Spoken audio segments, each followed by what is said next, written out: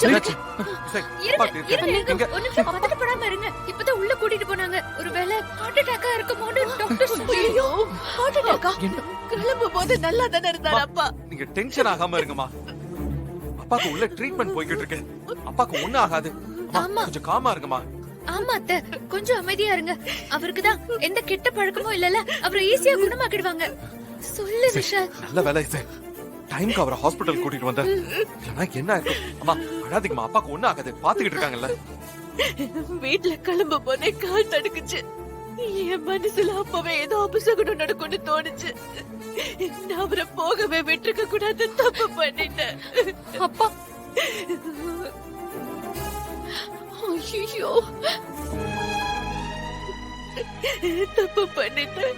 அம்மா அம்மா, இதுல உங்க தப்பு எதுவும் இல்லம்மா. விதிப்படிதான் எல்லாமே நடக்கும். அப்பாவுக்கு ஒரு சோதனை வரணும்னு இருந்திருக்கு. அத நல்லவேளை இசை பார்த்து காப்பாத்திட்டாங்க. இந்த பாருங்க, இனிமே ஒண்ணாகாது, கவலைப்படாதீங்க. எப்படிடா கவலைப்படாம இருக்க முடியும்?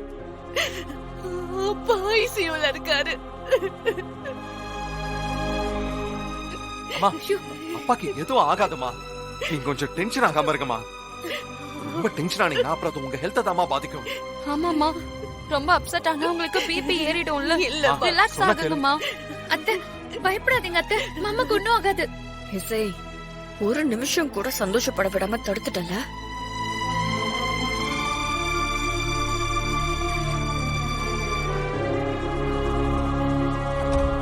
டாக்டர், அவர் எப்படி இருக்காரு டாக்டர்? ஒரு பிரச்சனையும் இல்ல, நல்லா இருக்காரு. எந்த பிரச்சனையும் இல்ல.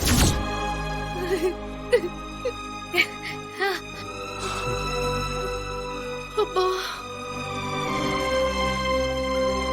டாக்டர், அப்பாக்கு அப்படி என்னதான் ஆச்சு? மூச்சு திணறல் இருந்திருக்கு. மைல்டா ஒரு அட்டாக் மாதிரி வந்திருக்கு. இப்ப நல்லா தான் இருக்கு. மெடிசின்ஸ் போயிட்டு இருக்கு. பல்ஸ் பிபி எல்லாம் நார்மலா தான் இருக்கு. Don't worry. டாக்டர், இன்னும் எத்தனை நாளைக்கு ட்ரீட்மெண்ட்ல இருப்பாரு? அதுக்கு அவசியமே இல்லை. இன்னைக்கே டிஸ்சார்ஜ் பண்ணி அவரை கூட்டு போலாம்.